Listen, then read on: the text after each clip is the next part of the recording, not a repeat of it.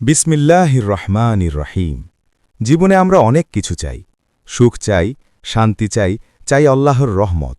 কিন্তু অনেক সময় আমরা ভুলে যাই আল্লাহর কাছে পৌঁছনোর পথ খুব কঠিন না, কিছু ছোট ছোট আমলই যথেষ্ট। প্রথম আমল, 5 ওয়াক্ত নামাজ। যে মানুষ নামাজে দাঁড়ায় সে কখনো একা থাকে না। নামাজ আল্লাহর সাথে সরাসরি কথা বলার সুযোগ। নামাজ পড়লে বুকের ভেতরের অস্থিরতা ধীরে ধীরে শান্ত হয়ে যায়।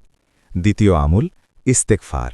আমরা সবাই গুনাহগার, কিন্তু যে চোখের পানির সাথে বলে আস্তাগফিরুল্লাহ, আল্লাহ তার গুনাহ এমনভাবে মাফ করেন যেন সে কখনো গুনাহই করেনি। তৃতীয় আমল, ফজর ও মাগরিবের পর দোয়া।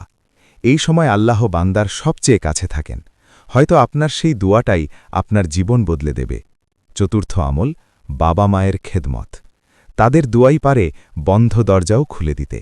পঞ্চম আমল, কোরআনের একটি আয়াত। একটি আয়াতও হৃদয়ের অন্ধকার দূর করে দিতে পারে। আজই শুরু করুন। হয়তো আজ হৃদয় থেকে পড়া একটি আমল আপনাকে জান্নাতের পথে নিয়ে যাবে।